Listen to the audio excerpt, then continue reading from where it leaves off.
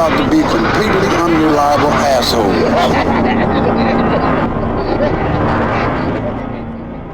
Good morning, Tim Shine. Hi, Ryan. Hey, Tim Aslan. Hi, Ryan McDuffie. Aslin. And hello, everyone who may be listening to episode 42. 42. Really? Dang. Of Dismembering Horror. Cool. It's a podcast show where myself and Tim Aslan. That's right. Myself, Ryan McDuffie. Myself, Tim Aslan. We said each other's names earlier, but there they are again. Mm-hmm. Ryan's this voice. Tim's this voice. I'm just talk like this the rest of the time. We should do impressions of each other. It's really confuse people, first-time listeners. And this is the podcast show where, myself, Ryan, and Tim there, we talk about what worked for us, what didn't work for us, and anything we found interesting or noteworthy. Those are 3 big sections about a horror film that we want to see. We're trying to fill our knowledge gaps of horror films, being people with a predilection of an interest in the genre. Yeah. Yeah. And that sounds about right. Yeah. Have a good day, everybody. Bye. Wait, Tim. Oh, what? We barely started. Oh. That was just the intro.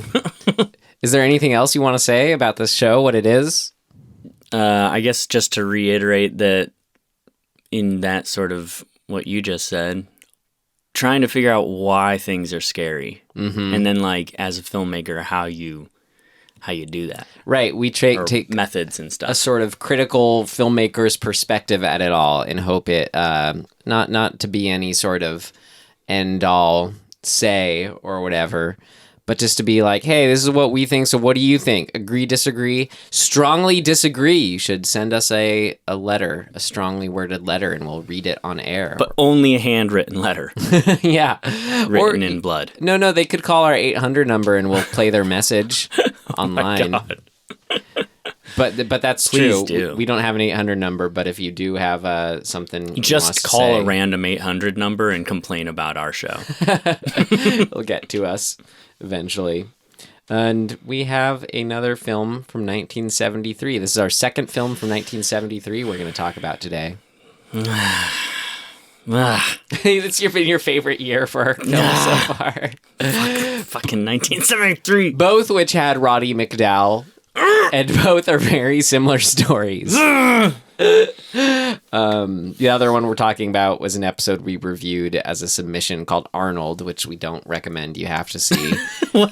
That's this thing. It's weird. True figuring out this podcast. It's been like, well, we want to see things. We pull a lot of what we want to see just from sort of general recommendations, or like we look at a lot of sort of top horror movie lists or whatever.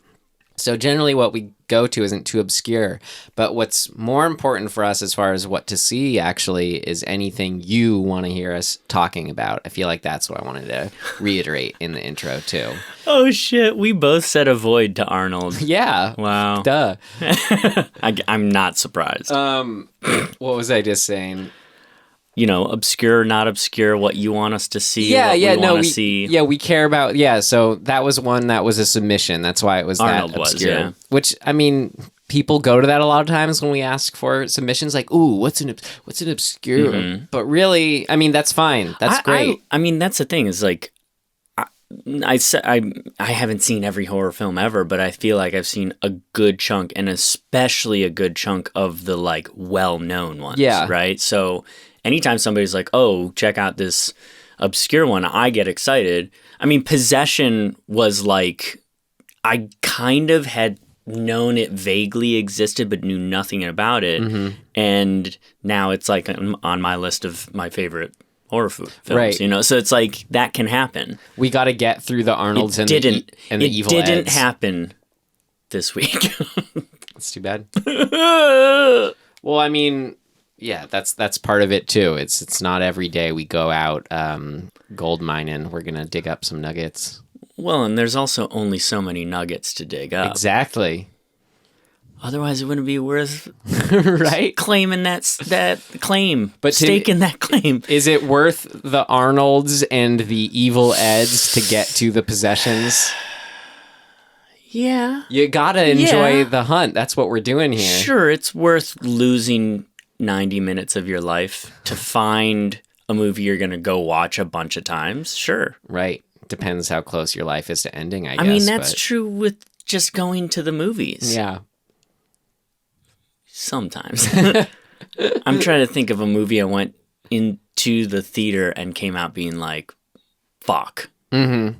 That was a fucking waste of time. I'm sure it's happened recently, but yeah, I can't think of anything off the top of my head. Let's go to our next section. How about that? Sure. Our first section. Our next one. Our next one is our summary, which, Tim, I meant to talk to you about this before. How do you feel about if we switched our summary and how we rated it? We've been doing summary first to sort of like gather our thoughts to see how we would rate it. But I feel like from a listener perspective, and we should have already, sort of thought about how you rated it. We start with that. Sure, I don't care. You want to try it out? Look, it's episode 42. Like, let's just fucking turn it upside down. Great. Who cares? All right. Let's do how we rated it, Legend of Hell House. Okay. No, wait, that means we got to do the trailer first. Oh, shit. Okay, should I, write that down? Yes. Okay, I will at some point. Okay, well, here's the trailer, or at least the partial trailer for you listening, of Legend of Hell House. Cool. The Legend of Hell House.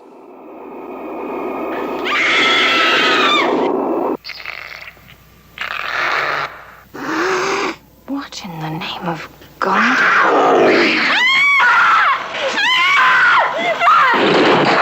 What did he do to make this house so evil? Murder, vampirism, cannibalism, drug addiction, alcoholism, sadism, mutilation. How did it end? If it had ended, we would not be here.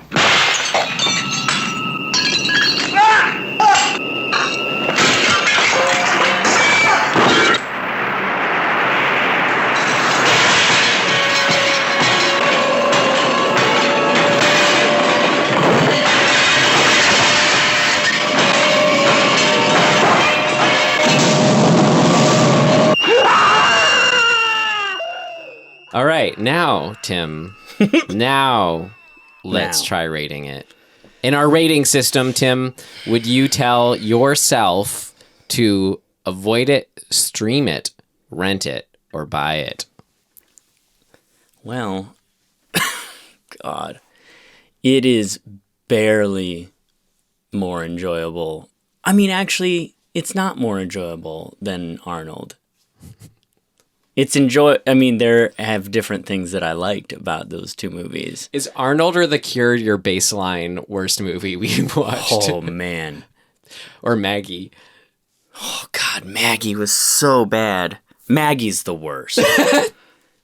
It's a nothing fucking right, because movie. it's a horrible movie, plus you have Arnold in it just to make you sad that not even Arnold could save it. Yeah. Arnold and Arnold. Ugh, fuck. I wonder if Arnold could have saved Arnold. No way. What if Arnold was Arnold, the dead the dead guy in it, and it's his voice on all of the tape recordings? Incredible.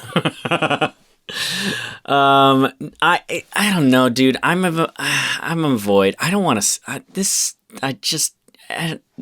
There are maybe not. It's a stream. Yeah. I guess it's a stream.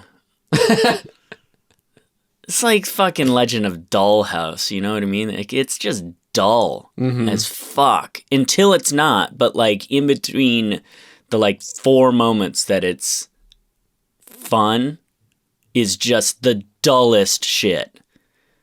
It's like the same scene over and over and over again. So it's hard for me to justify saying like, go watch this. Yeah.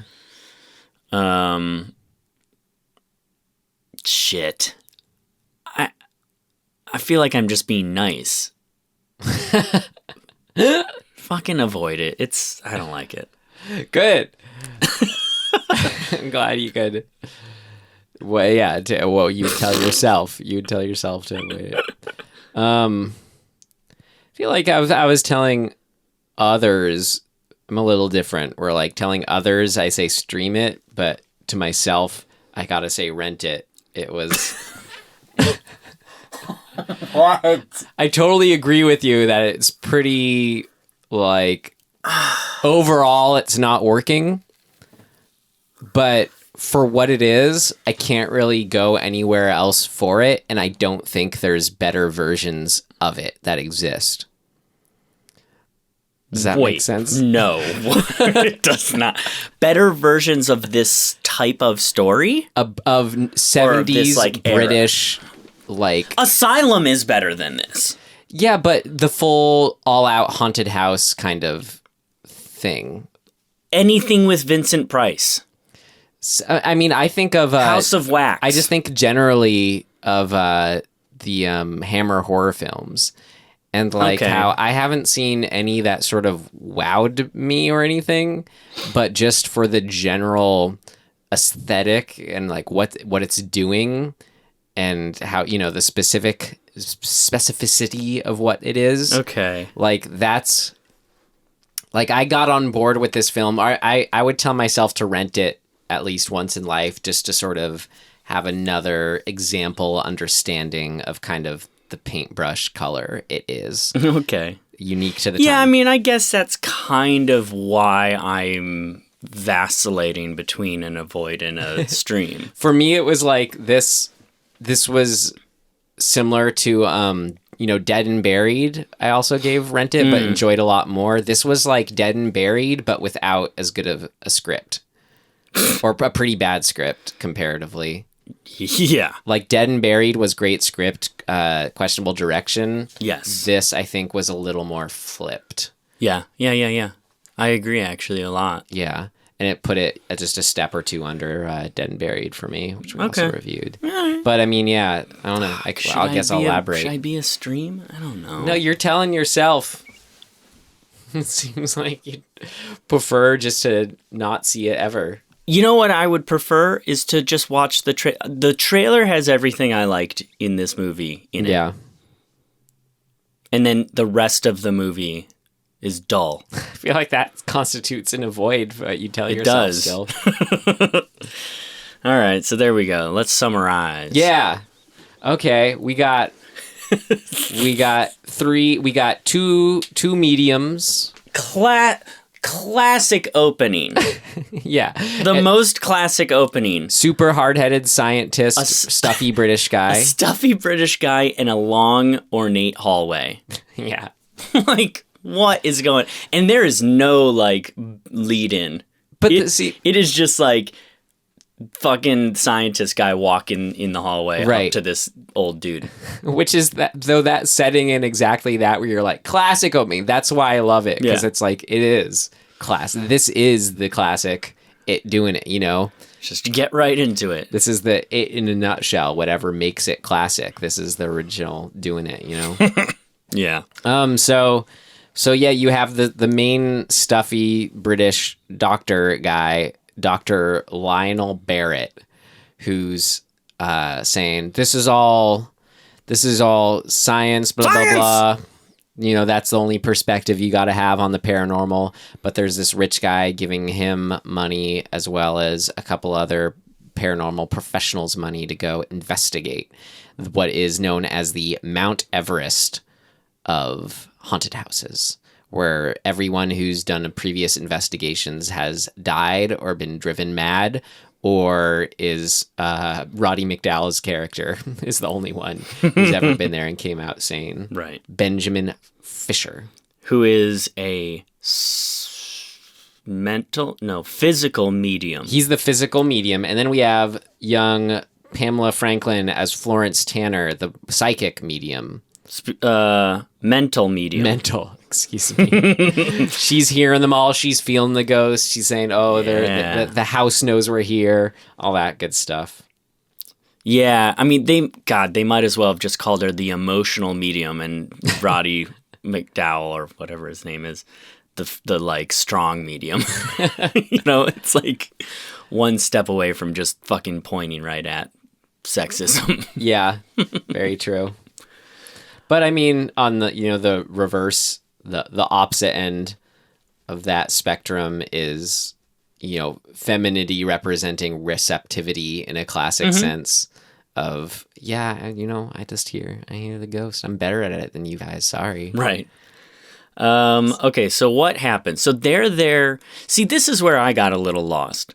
They're there because this old fuck rich guy said, go prove that ghosts exist. I can give you the opportunity to prove that ghosts exist.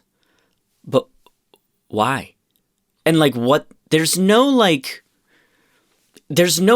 goal other than that, right? Yeah. It's just here, go do it. I'll give you 100,000 pounds. Unhealthily obsessed. Da, da, da. We know nothing, and he doesn't have anything to do with the story. So we're just in the house. Okay, and then it's basically becomes so then we sort of have the rival sides of the main stuffy doctor guy and Miss Florence Tanner. They keep calling her Miss Tanner. Right. Florence Tanner. They're opposite ends of the spectrum, and then we have Roddy McDowall as Ben Franklin. He's trying to be neutral guy. Ben Franklin Fisher. Yeah, is sort of in the middle. And then also Doctor's wife is there too, just to sort of add another person to the mix. Yeah. Anne. Lionel and Anne Barrett.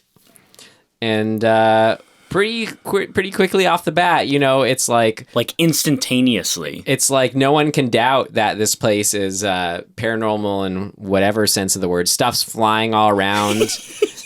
Their second dinner, or was it their first dinner? First. Yeah, it gets their table gets thrown around. The chandelier almost crushes the doctor, and flames shoot out of the fireplace. They all just take it in stride too. Yeah.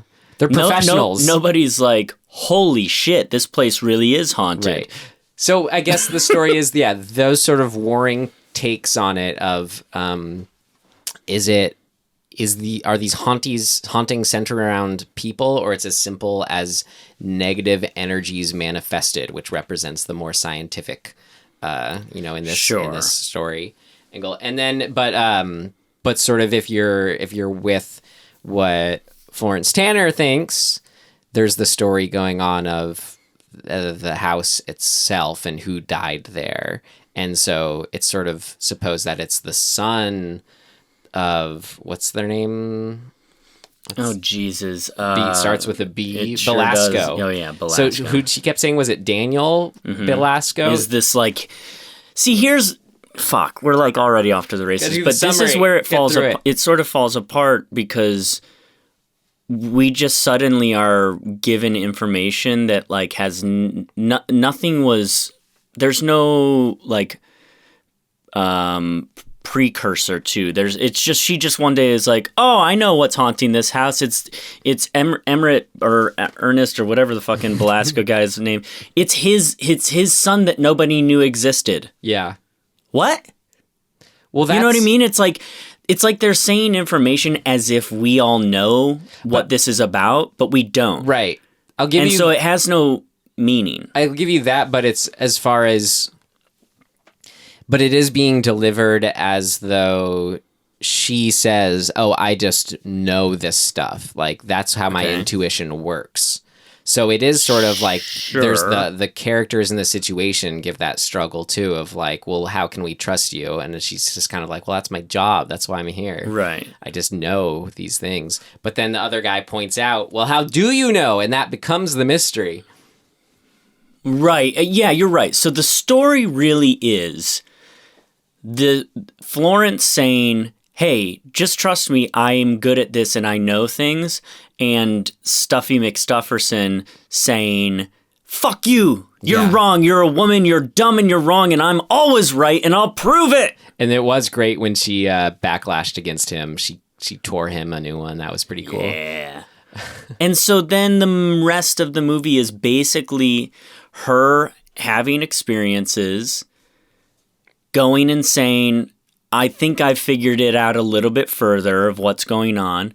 The scientist being like, fuck you, you're dumb, you're wrong. He's so stuffy. And then instantly paranormal shit happening to him And him still being like, nope, you're wrong. It's like, bro, the chandelier and the fireplace just exploded on you and you're... Right, but he's not doubting that it's... That's true. He's doubting that it's tied to specific personalities. Sure. So his thesis is that it's just energy. Yeah. What the fuck? And then... and that she's wrong. So his thesis is bullshit in general and based in nothing. And her thesis is very specific. Yeah. And so... Roddy's trying to sort it all out. Yeah, Roddy is like, I don't want to fucking deal with this. Let's just like say some shit happened and take the money and run. Yeah. And then that's it. Great. We'll get to the ending when we get to the ending. Yeah. How about... That's what we took away. That's how Tim and I processed what this film was about. Oh my God. So now we can move on to... What's the most fucked up summary we've ever done? How did it feel doing sure. rating into summary? That's fine. I mean, did it don't feel know. better to you? God, it feels so good. Great, that's what I want to hear. I mean, I felt like I need to just like put a nightgown on and wander downstairs and flirt with Roddy McDowall. Oh, where am I? Right, poor Mrs. Ann Barrett in her loveless marriage to Dr. Lionel Barrett. Yep. So we should go into... God, okay, so we go from summary right into what worked. What worked? What worked for you? What worked for you? It worked like a charm. Smith. What worked? What worked for you?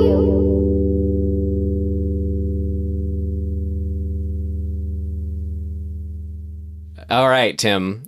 I'll start us off here. I have stuff. Don't get me wrong. I have stuff. Well, there's some overarching things that I thought were really cool.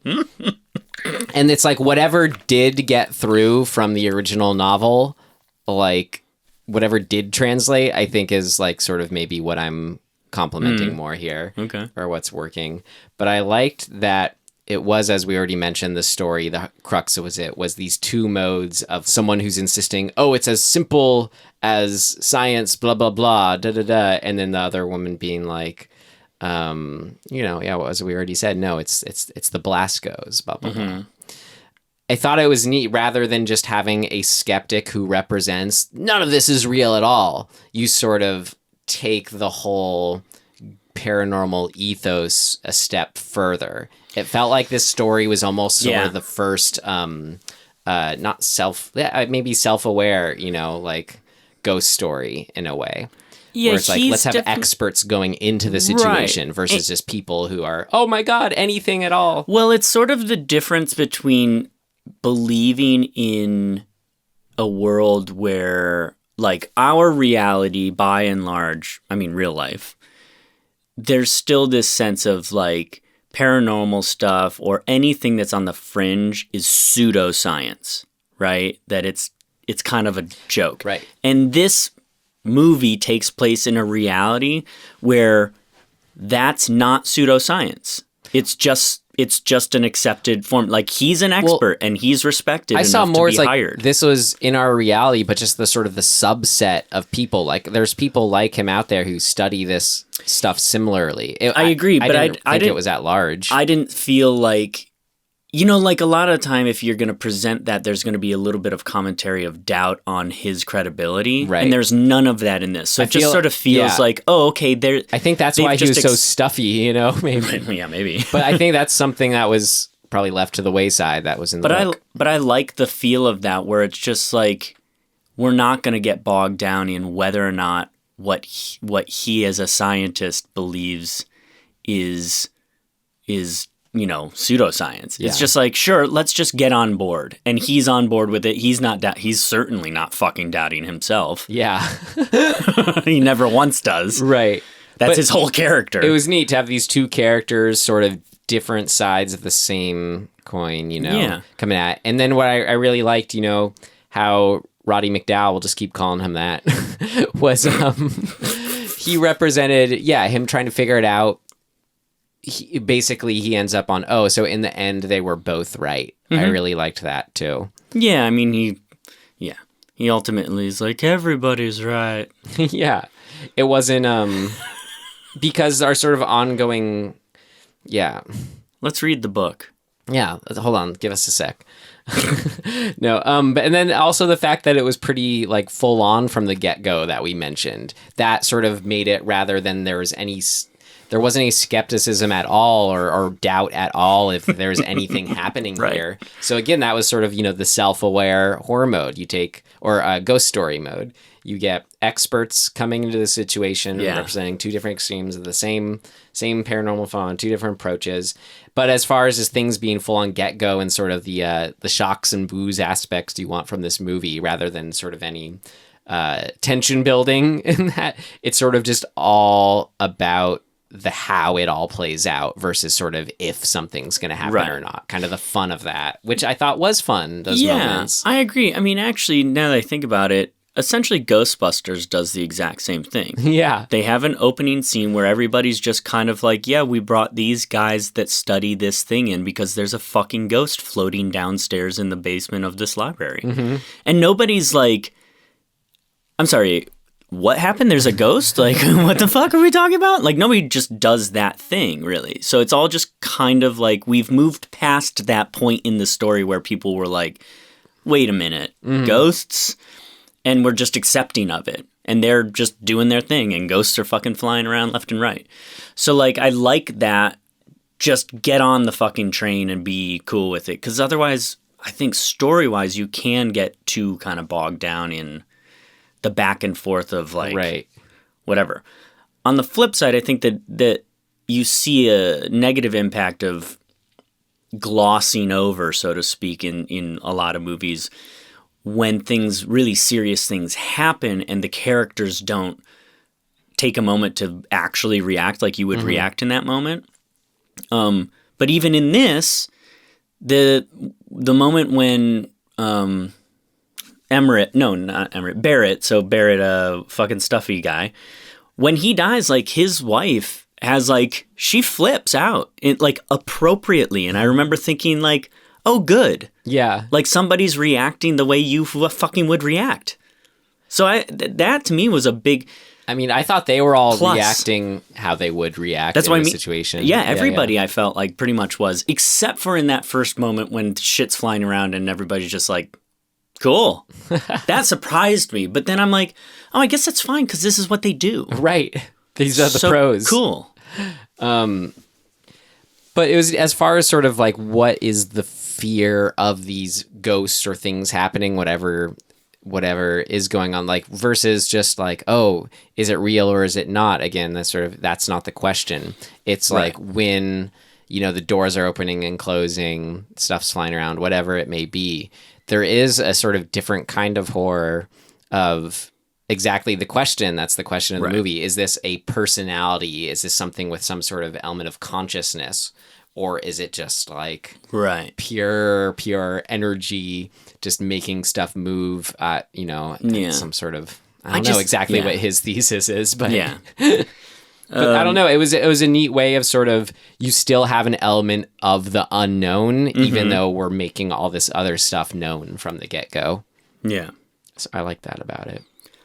I guess kind of part of what I was just saying is like, the actual performances, I think, are really fucking good, especially considering how kind of dull and empty a lot of the material and the dialogue is.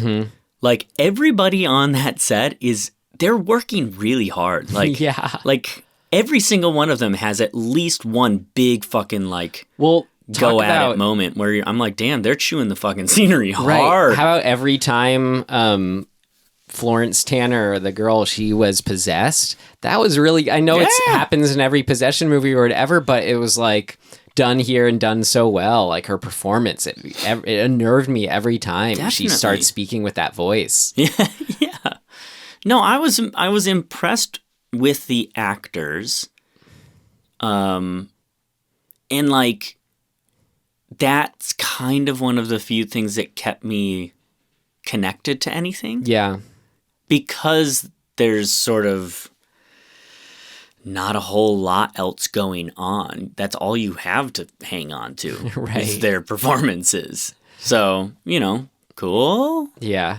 Well, for me, I have to say I liked just the mystery of what it was, like that whole element, basically of like Arnold but good, of it's what it was, and Arnold but supernatural. Yeah. So because you have the the preserved body of a rich person sort of influencing people after his death, who's like known for having a huge ego too, right, like leaving messages behind on records and stuff. You had that in this movie, but just more sort of zooming out a bit, just the idea of like having someone's ego presence living on after their death. Sure. Like I liked that as a mystery, and then just sort of leaving it that specific but yet vague level of like listing all the shit that went down there, saying first, but then you get into vampirism, cannibals, on top of the orgies and everything. Yeah. I don't know. I like it when you sort of then place that story onto the location you're in. Right. I think I wanted more out of that. Oh yeah, I agree with you. Shit, what was I going to say? Oh, but to that point, that broader theme, they did a really good job of even just, they do it very overtly, but even subtly suggesting that theme throughout the sort of like the ego thing and like, covering up your inadequacies. Mm-hmm. That's pretty much every character has some sort of version of that at some point. Obviously, the doctor is the main one. He's like the main foil and for the that girl, idea. like both of them in their own way, kind of refuse to look at things from another perspective. Right. She gives in a little bit, and she sort of apologizes and she says the one thing that I think is actually the smartest thing, where she's like, this entity is trying to separate us and like get between us and get us to leave. Mm-hmm. And she cops to that and says, okay, I'm sorry. She like apologizes to Roddy McDowall and like, tries to kind of get on board with everybody. But Stuffy McStufferson just refuses. Yeah. And so she's battling essentially with both the entity's ego and the doctor's ego the whole time. Yeah. The doctor's just basically like, wait for my machine. It's going to be awesome, you guys. Yeah. The number of times that he says, I'm right and she's wrong. That's all he says, basically, in the movie. It's over and over. Yeah. It's just nonstop. It made it so, though, like, I've said this before, something I love in, I guess it happens in horror movies a lot, is when you do have that character who's just so unshakable, in the face of the supernatural, paranormal, in the case of horror films or whatever. And who then at the end does get his, it's all thrown in his face comeuppance. Like, so when his machine that he's built up and got all stuffy about, too, where they think it works, and then as soon as it starts, the dials start going again. Wait, it's impossible. No, it's impossible. Everything's fucking impossible if it doesn't fit in with his view of the world. But that's what was so, I just love that moment though at the ending. That made it, I won't say made it all worth it, but it just feels so good to see that happen to that character. Well, finally. and I also like that they actually make him up, like they put makeup on him progressively that makes him look worse and worse. So they're very clearly acknowledging that he's sort of full of shit and going down the wrong path. Yeah. Like there's a point when he's kind of ranting and his eyes have been made up with almost like dark makeup underneath and around them to make him just look sunken and like kind of fucking, I don't know what you would call it, just like he hasn't slept in 2 weeks or something like that. He seems to be the only one getting any good sleep though, that in the movie. Well, I know. So that's true. Other things that I really like. Oh, one example, I thought a really specifically cool thing that they did. So the conceit, I guess, of the whole movie is that Belasco's ego was driven by the fact that he was actually really short. We'll talk about that later. But in the second scene of the whole movie, it's still sort of the first scene. After he's talked to the old guy, the doctor has talked to the old guy and gotten the, like, I'm going to give you money to go do this thing. Stuffy goes walking down sort of a corridor with this other guy. Yeah. Who we never see again. And I think he's just sort of information guy. But that actor that they cast to walk down the hallway with the doctor is very tall. Yeah. I mean, like 2 full feet taller than the doctor. No, it did make me wonder later, like, oh, was that him or something? Well, I think that they were just doing that sort of to emphasize this idea of like, the doctor he's got an ego and we're seeing him be small next to somebody. Yeah. So it's sort of like it's foreshadowing in a way. It's like he thinks he knows everything, and in the scene he's very like, I've got it under control, and he's talking to this guy who's super tall. So it's just this sort of like not vague, but it's a little nod to the broader story of like the pointing. I don't know how to even describe it. It's just sort of these suggestions of the theme by showing the guy with the big ego being physically smaller than somebody else. Right. And it has an impact on us, even on a really subconscious level, I think. Yeah. Where you've got this sort of duality thing happening in this scene that's really, really subtle and like never pointed at in any overt way or whatever. Yeah, because it's not brought back for a while, the height thing. Right. And so, but I just think, I kind of just appreciate the director or casting director or somebody in there was just like, Tall people. Yeah, like this is a exposition scene, but like let's add an element to it that speaks to our larger story. Well, I mean, to get to that larger story, how that ended up paying off, like I loved the whole ending set piece of like Roddy McDowall yelling at the spirit of Belasco, figuring him all out. And both the idea of that, it's kind of simple and easy, but also really worked for me, of someone who's like, as Roddy McDowall said, less than 5 feet or whatever he says. Oh my God. He's calling him out. I do. But it's that idea. I don't know. It's just sort of someone. What were you, 5'6"? You weren't even 5'4". Probably not even 5 foot. Yeah.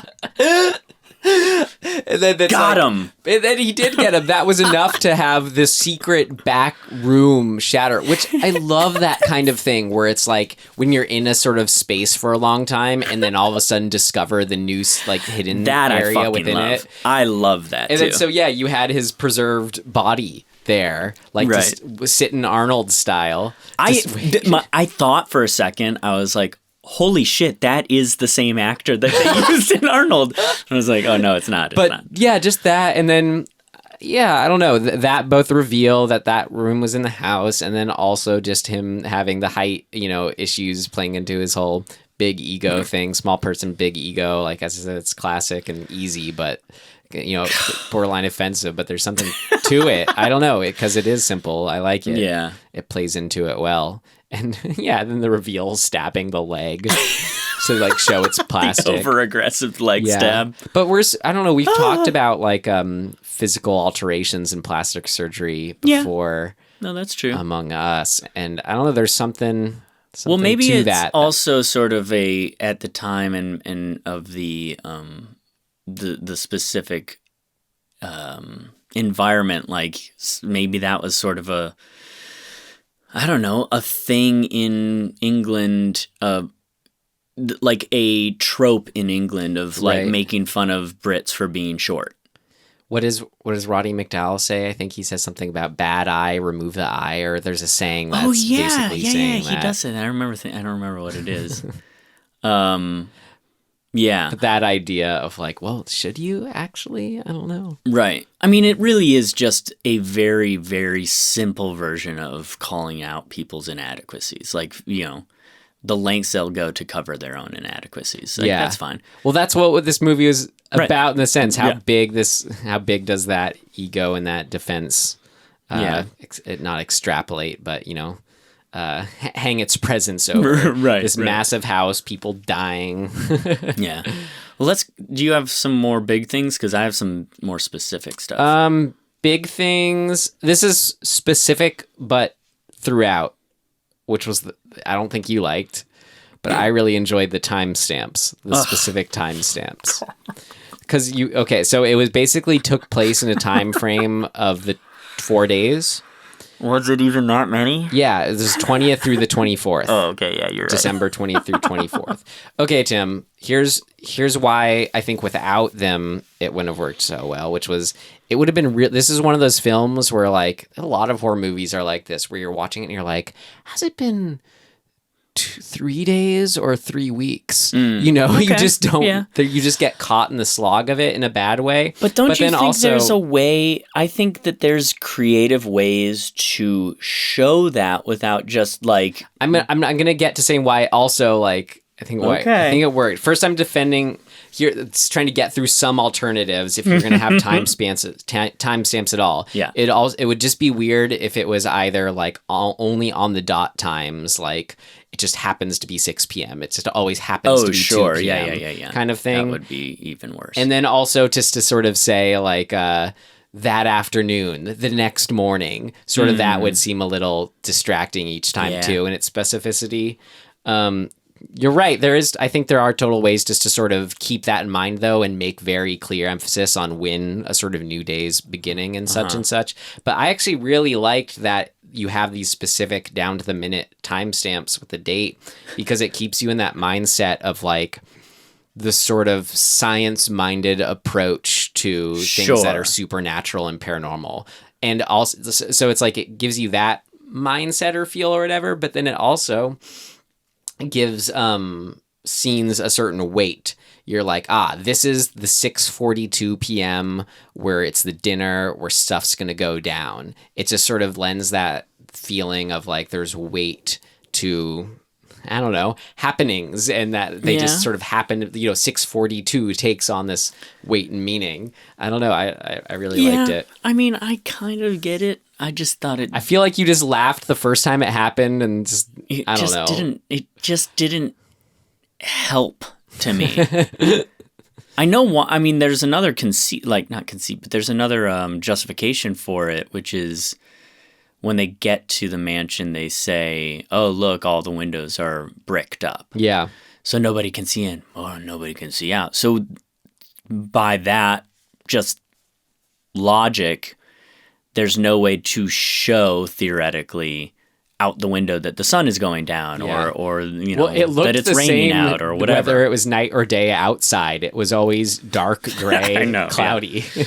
So, I mean, I guess that's another reason to use that, but I don't know. That's actually another specific generality I liked, which was just that aesthetic. And that's what keeps me coming back to like why it's a rent it. It's as simple as like those shots of a black cat against this house, and it's super foggy and there's music going and stingers. Like that is basically why I tell myself to rent it. Just as simple as that. Like where else do you kind of go for that? You know? Sure. An episode of Scooby-Doo would be my where I would go. But. I liked, remember we mentioned in the Indonesian horror film we watched how there's that one shot where it's like the camera shows where a ghost possibly is or someone. I really like, this was like the all out of that. Like I loved the door opening, the camera follows nothing over to the bed. You know? That's my favorite part of this whole movie. The camera work in this movie is fucking like awesome and over the top. There is like almost no shot where it's just a fixed camera. The fucking thing is moving. If it's not moving side to side or up or down or around, it's zooming in. I feel like it is so fucking much. It is fixed a lot. But I like it. It's fixed per shot. It's like still a lot, but it's never like this is the full coverage. Like we're always cutting to a different angle within an exchange or whatever. Like I loved every time there were those intense face-offs of the two people in frame and their faces just like right next to each other. Oh, that's true. There are those, but I guess what I'm, I really liked, there were two shots of the girl against the fire at the fireplace, and like you just saw her face in sort of a semi-silhouette. There was something really gorgeous about those shots I liked. Yeah, I think whether it be just pure direction or the DP just being like, I'm going to do my fucking thing, I love all that. Like, Yeah. I think that with a good story, this would have been fucking awesome to watch. I think it was a good story, but not a good script. Because Okay. sorry to mince words, Yes, but sure. I think that's what we'll get you. into. Yeah. And then little specific things that I love. Cat fight is hilarious. Oh yeah, the possessed cat. That's so fucking good. I mean, it's horrible. Yeah. Like, it's ridiculous to watch. It gets out that fear But I of like like, it a oh lot. man, cats have claws. They Yep. can hurt you. But just anytime you have a cat attack or an animal attack and it's clearly a stuffed animal and they're like flinging it around, that shit, I love it, but it's so fucking dumb looking. Yeah. I love all of Florence's stuff. I think she's really good. I mean, she's really compelling, but just all her sort of scenes, she fucking, shows up for and is like, I don't know. I like got in with her. She sold kind of the standout scene, the sex scene. Yeah. Between her and a ghost, presumably. Right. Like, there was something really interesting, and the way that she sold it was just very affecting of like deciding maybe the way I can help this ghost Is to let move them on. in. Yeah, Literally. is to basically do the almost like the ultimate thing of acceptance, and that's what she says. She's like, I accept, I open. That's what made it intriguing. I think was that this is how she's saying like, I open myself fully with love. Da da da da da. Right. I like that. Yeah. There's just little things like when Anne, the wife, sees the little statuette shadows on the ceiling, and then they like morph into actually moving and like making out. I think that's a cool thing. It's clearly like taking some of the better things that are probably in the novel and like showing them and like depicting them well. There's the poltergeist scene in the dining room is fucking awesome. Yeah. Just like glasses breaking and flying at his face. Ghost action. And him like the fire that comes out of the fireplace is no fucking joke. No, it's huge. How Like, did they do that? I don't know, Like, but get some fire codes. There were probably fucking somebody just turned it up a little too high for that take, because it's sort of like in Butch Cassidy and Sundance Kid when they blow up the train like that. They put too much explosive, and that take that is in the film was a mistake. Like, it blew up way bigger than they expected it to. I feel like that's just what happened in here. That like the pyro guy was like, no, it'll be fine.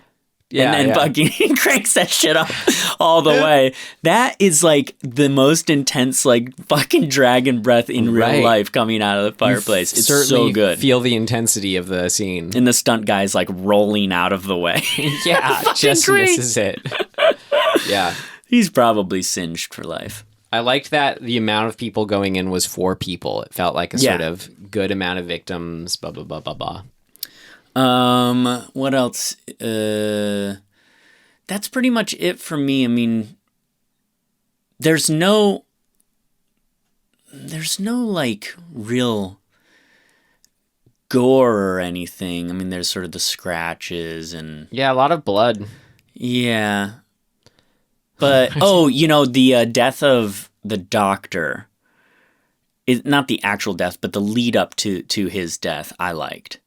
He gets hit in the eyes or something? It's like his machine. It's so on the fucking nose, but it's like his machine explodes in his face and like blows up his face essentially, right? I mean, their way of depicting it is just to splatter blood on his face, but like we get it, it's good. But I think that was funny and on the nose and like a good sort of moment for him to just get it thrown back in his face, literally. Which is why I said I loved him getting that. And then, like what you had said, the whole sequence in the end with Roddy in the chapel and him screaming, as stupid as it is, just from like a sort of, if you step back and look at it, it's pretty.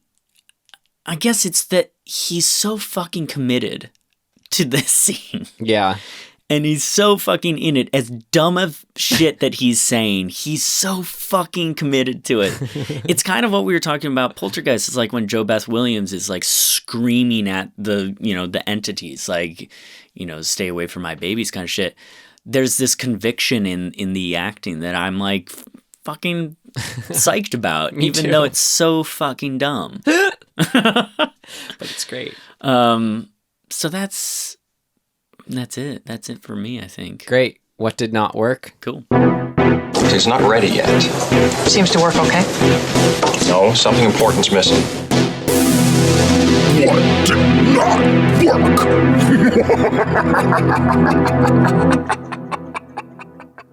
I mean, we've kind of touched, obviously, on this, but I just think the emptiness of the plotting non-story. I mean, I guess I know what you mean. They're not giving us within the script enough to hang on to the actual story. Well, I felt like this probably is a great book because you're really in the psyche of each of the characters. Probably, yeah. And I wanted to say, like, sort of the opposite of what I was saying, what I loved about Qui-Gon and Possession as far as having a more objective standpoint on the characters. And I usually prefer and love. This, I think, is an example where I would have much, much preferred a subjectivity with each of the characters. Because it's like they're interesting as far as you have two of them with psychic abilities. And then like Mr. Stuffy, we probably could have gotten in his psychology. Sorry, Doctor. Yeah. Dr. Stuffy. He worked hard for that PhD. You're right. Okay. And for his stuffiness, I think we would have seen, it would have been way more interesting. I think he could have been much more three-dimensional if we sort of got a glimmer into that stuffiness. Yeah. Can I, like, at the very least, can you make him two-dimensional? Yeah. Fucking hell. Like, give him a moment of, like, I don't know, questioning himself. I feel like that's all, again, that was, I could just tell that in any sort of little weird objective, like, glimmers of it, of almost feeling like we were supposed to know things that we clearly didn't. Like, it was just all in the book. And rather than sort of, I don't know, you could have had a much more just sort of be with these characters as we're entering the situation. I think there could have been, even though, rather than just sort of giving up and being like, well, we can't hear their inner monologues like the book, you can still do a lot more. Yeah, I mean, dude, they have weird voiceover shit anyway. Yeah. You're right. You know, like, if you're gonna, I mean, it would be a little confusing. No, actually, that one, yeah. It wouldn't work. But, like, you could have chosen to do, it would have been just as bad. No, I'm something, that, like, fucking something. Like, have scenes where you actually have a conversation and, like, there's, like you have the doctor with with his wife. That could have been, you know, a glimmer into who he actually is. See their interactions, you know. Yeah, and what little we get of that relationship is all kind of not really anything. Very, very like just a suggestion. Only when they were sharing the bedroom was I like, oh, it's the wife, you know. Like, well, yeah. I mean, the only thing I kind of got is just a reinforcement of his stuffiness when she's like feeling sexy and he's like, good night. Yeah, and she's like, Jesus, what about me? Right. So you could have had I don't know, you could have just shown that way more versus give them a fucking scene where they actually say she bitches at him about him fucking not paying attention to her and his work being too important. Right. And he can then go, oh, maybe I am being an asshole. And then when we see him continue to be an asshole, we go, God, you fucker. You know what I mean? Like, we get to see some dynamic to the characters. Or I think you can even do it without being so dynamic by just sort of, again, by not being subjective, just jump in there and make the scene about, really sell those beats about him going to bed, you know, when she's feeling sexy time. Like, sure. Yeah, it's so surface. It makes me wonder if, like, I don't think this is true, but it's almost like they looked at the book like, we're making Hamlet. And everybody knows Hamlet, so we can get away with skimming over some shit. Right. It's like, I don't think everybody knows this book. Yeah. I mean, certainly not now. Well, and again, because it's like the kind of was it the number one bestseller in fucking England for 5 years straight? Probably not. And because you have all this stuff happening so obviously, you know, or just sort of not holding back all the paranormal stuff going on, that would have really benefited from, again, that subjectivity with the characters, like, rather than like what you were saying, it's like, okay, it's just kind of stuff happens, it feels like, with no consequences. Like, the story should have been what they were each feeling at any given moment, but it never went to that level. They just feel the same thing over and over again, and they tell each other, yeah, I'm still feeling this way. Yeah. Okay, great. Even my machine's here, gonna turn it on. Okay. Like even on the not character level, I think there are things that should have been translated a lot better for film. As far as like reading, I can imagine reading it and the machine like that being really built up and sort of having this like, yeah, sort of having a payoff of once we actually see it and when it's being used. But it was just kind of like, oh, here's this random weird machine that feels like it's from a totally other movie. Yeah. But imagine if the design of that machine was like in line with sort of the like that I don't know what you would do. Just sort of a chemistry, sort of steampunky, sort of Frankenstein, right. Whatever. But something in that you could even have would have been so much more exciting. It would have been exciting, but you could still have the same kind of weird design, but then just sort of introduce it accordingly. You know, like have the moment where it's like we first see it and one of the other characters is kind of like they look at each other, you know? The way they introduce it is that a box labeled Deutsch, which is the old dude who gets opened and then the machine is out. It's like Deutsch Industries or something like that. Okay. Give it some gravitas. Have him talking it up. I don't know. Holy fuck. I mean, just it's so fucking we could skimming the surface. We could have had a lot of his sort of stuffiness be tied to, but just wait till my machine gets here, you know? Right. I mean, that's an interesting point. If you had made him excited about what he was doing... Oh, yeah, he would have been much more... less egregious and... Yeah, because the few moments I like, I think there's only 2 sittings, right? Mm-hmm. Both of those are pretty cool. Yeah. Like when he's in his thing and he's fucking observing. They're all and, like, working together. She's doing her thing. Is coming out. Yeah. Like, that shit was cool. Oh, we should have mentioned that. I Was a really cool scene. That was the one other big... Ectoplasm coming out of the fingers. That was neat. like what the fuck, dude? More of that. Yeah. Shit. Or you could even give in more weight to those scenes and they just make them more stand out, you know?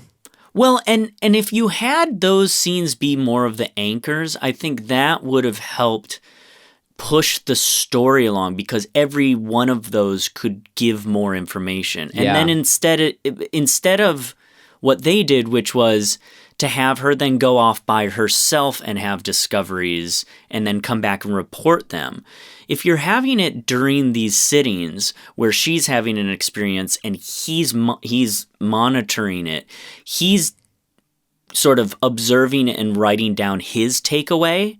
And if she's having a different experience that they're in the same room during, and she's going, no, that's not, that you're misinterpreting this. And they can have that in real time when the experiment is happening. Right. That's a fucking scene. We see it happening, yeah. Right? But instead they do this other thing, which maybe is just a product of how the book is structured, but whatever. Like, make it work it's an for the adaptation. Film. Yeah. If film is not a book, like it is totally different. Yeah, because each one of those scenes ends with it just kind of ending. They're just... The ghost runs out of the room. Yeah. Okay. They're all mad at their own things and run off. And that's it. Even just the... like I talked about, I liked the sort of the story behind the story of the Belasco and the house and da-da-da. I would have liked it if I had known anything about it. Right. It could have been actually... Yeah, it could have been integrated throughout much better if at all, you know. And just again sort of like the machine being built up, I wish the mystery being built up was there. It was just sort of this repeated refrain from her, like, it's Belasco, I know it, right? And then at a certain point that changed into, oh, it's not Belasco's son, it's Belasco playing all the parts, right? And you're like, oh, okay, great, right? How did she come to that? Like, right. where, like, which okay, I don't know. It's a bummer. Yeah. Wasn't that... I mean, I think that leads sort of to me, the ending is just a bummer too. It just falls flat. Because the answer to me, although thematically is I think kind of cool, maybe not cool, but like at least I get it. The ending is that... But it's just, I just thought it was fucking lame. The ending is that they're both right, which could have been cool, but as far as her end of what was right, it was that it was Belasco Sr. and not all these other multiple entities like what she was first saying. But at a certain point, she just not at all close to the ending, sort of more toward the middle, I think that's when she starts saying, wait, it's one person doing everything. And yet that was like, it was supposed to play as a twist when that was real. But I was just like, wait, but she's been saying this all along and we had no reason to doubt her. Right. Well, and then, like Roddy's sort of, I don't like stories where somebody puts it all together without any lead up to that. Like, if you're going to have a mystery, if you're going to have a detective story, I mean, the good detective stories are the ones that sort of, you know what they're trying to figure out, and the journey of all the twists and turns and the misdirects and the red herrings and all of that is what's exciting. And then putting all of that experience together and going, fuck, I've been wrong this whole time. It's actually this, and here's why. Yeah. That's exciting. And they kind of jumped all of that to just him being like, and here's why. And it's like, what? Right. How did he even figure this out? Well, you know what I mean? It was like, less like, yeah, I guess so. But it also like just he just seemed suddenly like, was like, I've got the answer. It just also seemed like How'd he you was get just it? repeating everything we've been being told up till then, less that it was sort of more him. It's like not even a out. real new discovery. It's No. just him being like, they were right, and Yeah. this one other thing which seals it. Okay, how'd you fucking come up with that? How did he come up with the fucking you were short? Why weren't you saying it sooner? You know? Right. I mean, I guess he has a scene where he puts it all together in the moment where he's like, oh, right. He looks at the feet. Right. Remember this? He's got this discovery moment of like the feet and her feet and the people who died before all died of like they are immobilized in their legs. Right. And that's how he puts it together. And everyone was getting sort of injured by like he was specifically going after people's legs, which again was probably a lot more obvious in the book. Right. But just the way it all kind of got to wrap it up. You know, I just didn't like I feel that. like that is very indicative of how detached we were from the sort of story in a bad way. Whereas, I don't know, I'd have to think of a different movie that kind of weaves this better. Ghost Ship? Oh, God, fuck off.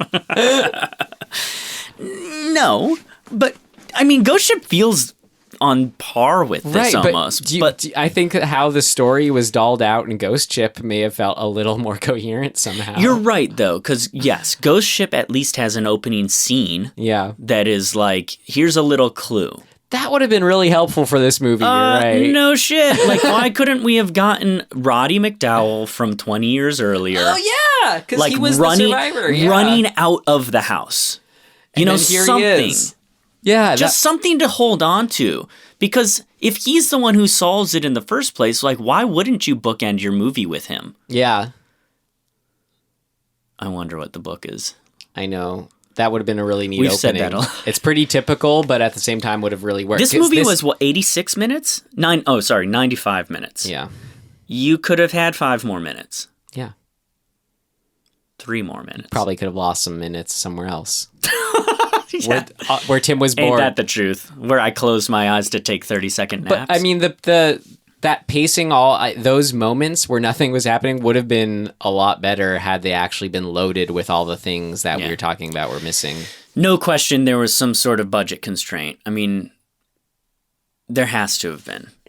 I don't think that hurt the film though. No. I'm not saying it hurt it. I'm just saying that they put themselves in a lane and they stayed there.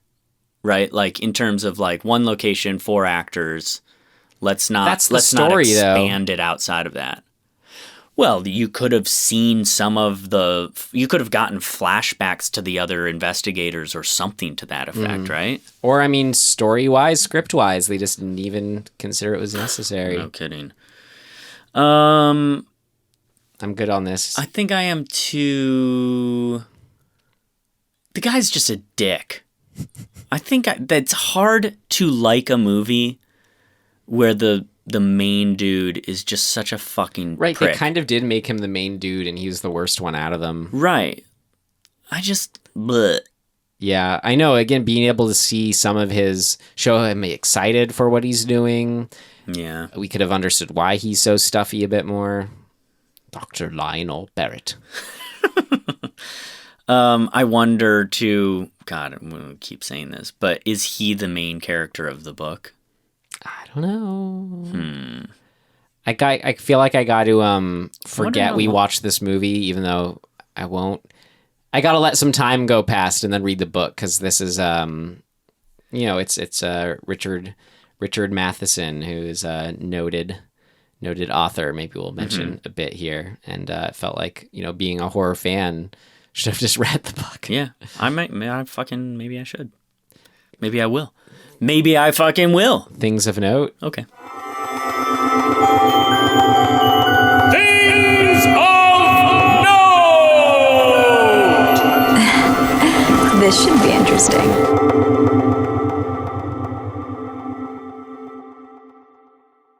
Our boy Roddy. It's the second time we've seen him, Tim. I hope he pops up more. Only if we watch another movie from 1973, apparently.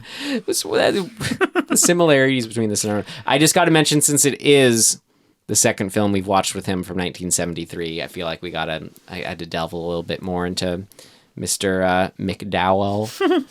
Just wanted to say his full name is Roderick Andrew Anthony Jude McDowall. Wow.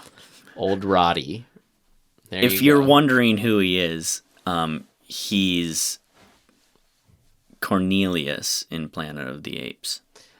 And in Fright Night, he's the old TV host. Oh yeah, that's right. That's how I knew him first. That's funny. What about our girl Gail Honeycutt as Mrs. Ann Barrett? I'm gonna go out on a limb and say that's not her real name. Okay. The thing of note is that you show holy suspicion. Shit! She's a lady. Lady Jenkins. What does that mean? I don't know. It means she's like royalty, I think. Gail Honeycutt, Lady Jenkins. Okay.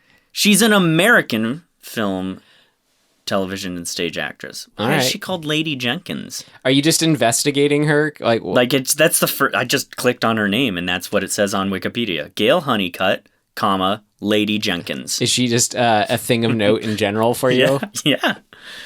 I just feel like they made something of her, but I don't know who she is. You know what I mean? It's like the way even it was credited. I saw that she was was in Green Acres a couple times. And Beverly Hillbillies. Or maybe that was it. Beverly Hillbillies. Can I say something else about this film, or you still want to talk about Gail Honeycutt? No, I'm good. Okay. A big show for our generation. Tim, this feels like it must have been the show to end all shows for you. Remember Fear on MTV? Boy, do I. The creators of that, this film inspired the creators to make that show. Okay. How are those connected? How did they get that idea of the show through this? You probably are watching a haunted house thing and think, wouldn't that be cool to just if throw we send people in people with technology just to Oh, okay. What do you mean? I don't know. It's a haunted location. Sending people in. I love that show. I know. That's what I thought. The first season is so good. Then the producers or whoever the decision makers were started actually like coming up with gags, and that fucked it up. That's for me. the whole point. Yeah. But I figured that's funny. You and maybe some of our listeners would like that. But yeah, it inspired their names Martin Kunert and Eric Mans to create Fear for MTV networks. So whether or not you enjoyed The Legend of Hell House, you have it to thank for one of your favorite shows, I'm sure. Let's not get crazy. Favorite shows of 1999. Yeah. Or 2000. Right? Whatever it was. Well, I mean, I know you love ghost shows. I did. And that was kind of an original one. It was, yeah, you're right. Did you recognize the preserved Emmerich Belasco at the end? I did. You want to say who he is? Was Alfred in the 89 Batman. Oh, and of the 3 Batmans after that. Right, yeah, he stayed on. Michael Gough, is it? Or Go? G-O-U, I guess. I think it's Gough. Yeah. I mean, I've just heard G-O-U-G-H. Americans say it. But him just sitting there, with a little smirk. I knew him from somewhere. He's Alfred. Yep. I was like, oh shit, that guy. Yeah. I don't really have anything else except just the similarity of this movie to The Haunting movie, which was 10 years earlier. Mm-hmm. Which is a much better fleshed out story, I guess. Let's put it that way. Or script in this case. Yeah. Yeah, exactly. And it's based on Shirley Jackson's novel, The Haunting of Hill House. It can get confusing between that and this, The Legend of Hill House, The Haunting of Hill House. Yes. So if I'm understanding this right, the Netflix show is based on this book as well, right? The Haunting of Hill House. Mm-hmm. But then there's also The House on Haunted Hill. Yeah. Which was a Vincent Price movie, I believe. But I'd have to actually really look into how any of these are connected. What the origins But I just think it's were. interesting that this phrase, so to speak, the haunting of a house or the legend of a house or the Hill House or Haunted Hill is so constantly used for 20 years. Yeah. It's weird to me, but I guess they're all just kind of jumping off each other. I don't know. That's cool. Speaking of... But they're all very similar premises. I mean, ridiculously similar. Speaking of written work, I just feel like noting Richard Matheson. Mm-hmm. He's a noted author. Tons of short stories, books and stuff, but a lot of them just known from being adapted into films because we have Duel, The Shrinking Man. Totally. And then I Am Legend, which was turned into one, a bunch of them. And then even as recent as The Box, Stir of Echoes. I saw The Box, yeah. Steel, which was turned into Real Steel. And a bunch of Twilight Zone episodes, including Nightmare at 20,000 Feet. Oh, I love that one. That's the William Shatner one, isn't it? Yeah, and then I like it from the Twilight Zone movie. That was the standout one. I don't know if I've seen... God, I mean, I've seen the Twilight Zone movie, but fucking so long ago. Oh, maybe we should review it. Maybe we should ask us. Do you want to hear us talk about Twilight Zone movie? Because I want to talk about it. Wait, is that the one that John Landis filmed and people died on? Yes. Ooh. Maybe I haven't. No, I have seen it. There's a Joe Dante segment that's really good. Interesting. Okay. Yeah, let's watch that. Cool. That's it. That's it for me, too. All right. RecommenDEADtions. Yeah. I'll recommend Dead coming off this, I already mentioned it earlier in the episode, but coming off Roddy McDowall. When I had mentioned The Gate in a previous episode, I double screened that with Fright Night. I had mentioned Fright Night with Roddy McDowall. And I want to recommend Dead Fright Night because when I first saw it, 10, 15 years ago, whatever, it did not stand out to me very much. It kind of has that kind of like your issue with the Lost Boys. I'm like, this main guy just is not fun. I don't like this main guy. But everyone else in it really shines and makes up for it. From the friend, the girlfriend, to Roddy McDowall, to the suave vampire neighbor. All great. And I hate the fucking neighbor. His little buddy. Ugh. Oh, God. I love to hate... I mean, I hate him in the way that you want, Yeah, I guess. He just seems so...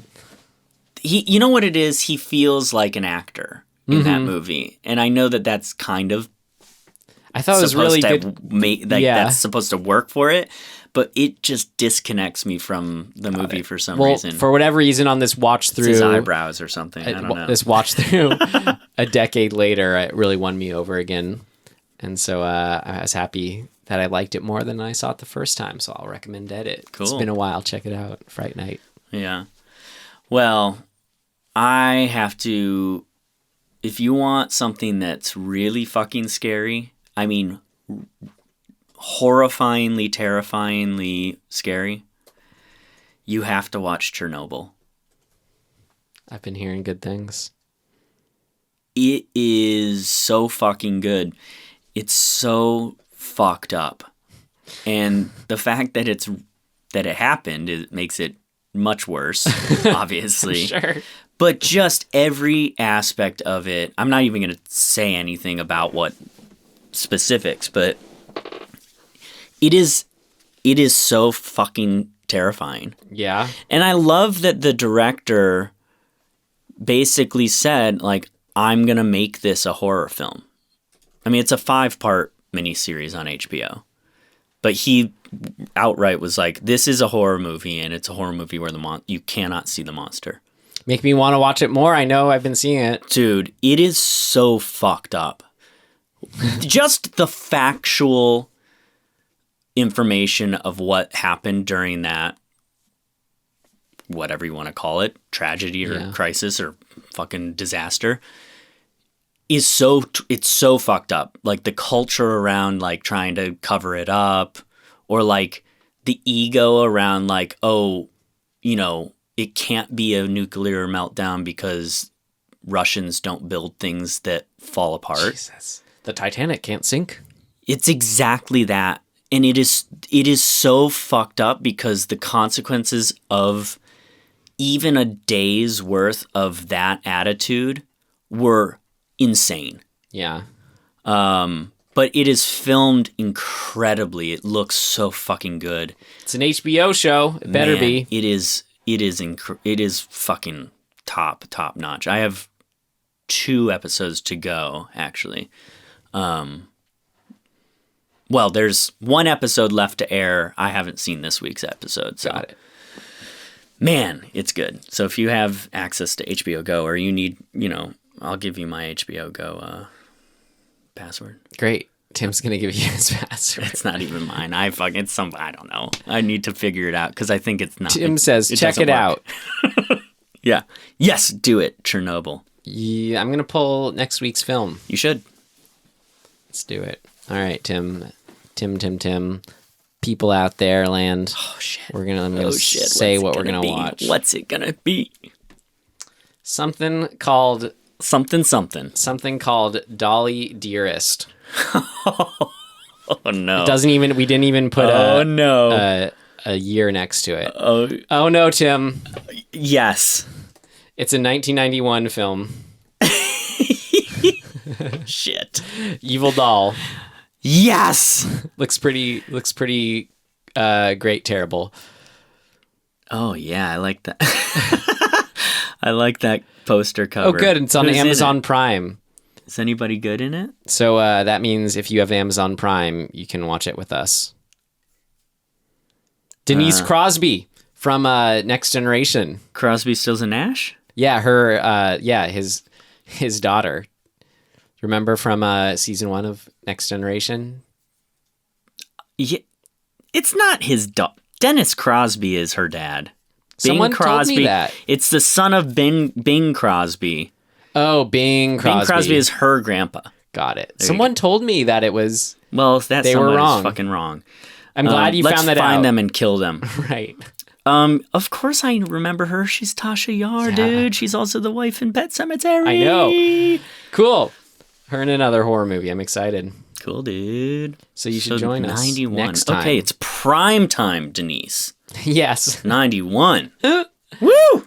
So you should watch it so you can tune in next week. Join us for Dolly Dearest. But we can argue the merits between this and Chucky, which I earlier today told Ryan that I really don't like Chucky. In the meantime, you can find us at dismemberinghorror.com. We're on a whole bunch of podcast platforms. Oh, yeah. We're everywhere. Podcast. We've got an Instagram, which is Dismembering Horror, and a Gmail, which is Dismembering Horror, and a Twitter, which is Ryan's least favorite thing on the planet. Just the name. Horror Pod. Yeah. That's DIS Horror Pod. Completely different from our other handles. Look, if I can fix it, I'll fix it, but I don't think I can fix it. All right. But I'll try. Well, for all these episodes, it will have been true for. That's right. But yeah, check it out. We should, do Instagram posts for the new movies, blah, blah, blah. Stay in touch. Let us know what movie you want to watch. Yeah. Want us to watch and that you've seen. Soon we'll go to the movies once or twice. We're sort of due for that. So we are due for that. We're due for another guest too. So we have some stuff coming up for month of for this summer, let's say. Yeah. All right. Well, yeah. Nice talking with all of you. Yeah, as always. So, in closing, thanks for listening. And we'll see you next time. Goodbye. Goodbye.